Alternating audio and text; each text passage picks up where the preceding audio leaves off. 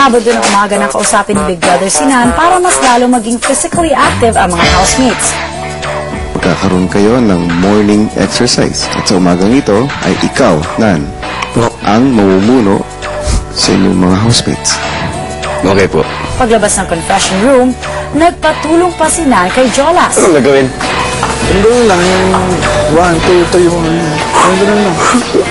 Tayo tuwing umaga. Lelembot-lembot pa rin ang mga housemates. Mabuti pa ang mga guardians. Alive na alive. Na umaga, magat kang gumising at agad mag-jogging-jogging.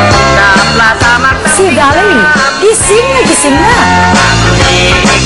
ay ipapaling-paling at baywang ay bakit Patatalo ba naman si Yusef? sa tumot kamay ay tutok. Muling mag-exercise sa mga housemates. Sa pagkakataong ito, si Robbie naman ang namuno. 4, 5, Ito naman ang hugas plato move. Next naman, the window glass move. Let's mop the floor.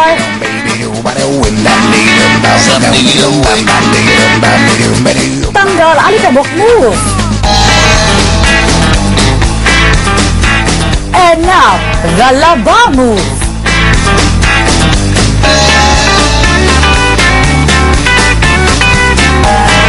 At ang huli, luto at bunot moves.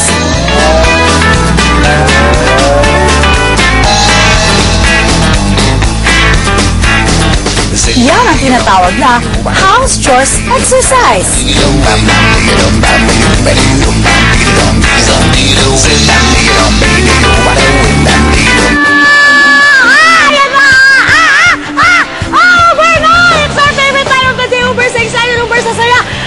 Uber sa energy! Grabe, okay, kung ako uber sa energy ang ating mga housemates kasi ang tukan palagi. Kaya naman, kailangan nilang mag-exercise tuwing umaga. So ngayon, umagang-umaga pa lang, alive na sila at uber sa energy. Nakikita niyo naman po ngayon na nakatayo ako dito sa isang fulcrum table. Isa po itong malaking trumpo. Okay, super trumpo.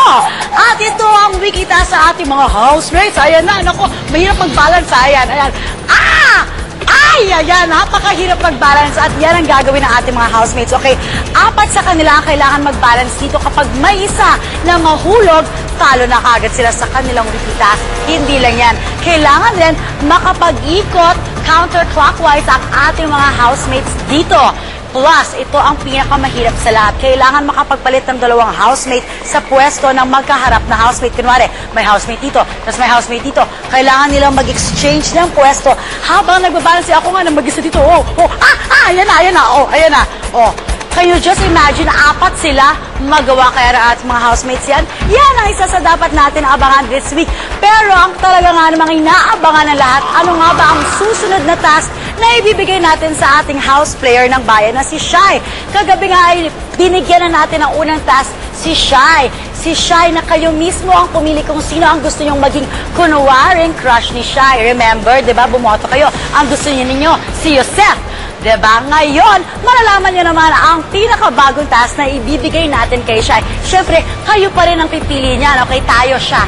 Anong gusto natin gawin niya? Well, sino sa mga housemates ang gusto ninyo na iposas as in handcuff habang natutulog? Imagine habang natutulog, magsisneak in si Shai, tapos i-handcuff niya. Di ba exciting yun? Dahil what if magising? Sino? Ito, piliin na natin. Okay. Hi, this is my special friend. Okay, ang unang housemate. Don-don-don-don! Si Robbie! Naku, si Robbie, matalino to siya. Paano mo kaya yan gagawin kung si Robbie ang piliin ng sambayanan? Ang next, ito mga pagpipilian nyo.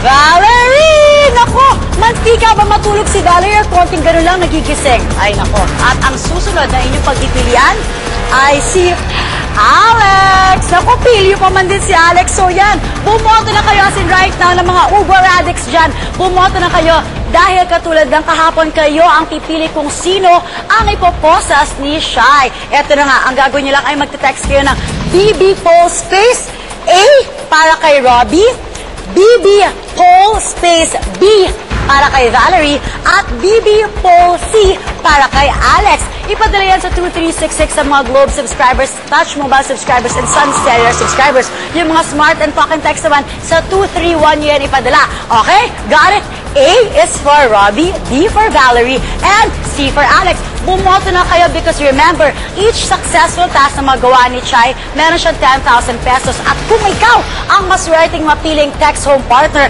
meron kang chance na manalo ng 50% ng pot money ni Chai na pwedeng umabot up to 25,000 pesos. O, di ba, imagine, nagtitext ka lang, tapos mananalo ka ng 25,000 pesos. Bonggang-bongga. Kaya naman mag-text na kayo kung sino ang housemate na gusto ninyong i-handcuff ni Chai. Kagibay nga ay binigay na natin ang first task ni Chai, ni Shai, at ito ay ang crush niya ay si Yosef. Paano kaya ginawa ni Shai ang pagpapanggap na crush niya si Yosef? Yosef, watch this. Unang task ng ating house player ng bayan na si Shai ay magkunwaring crush niya si Yosef. Yes, Shai. Is Yosef. I'm not. You're not? No.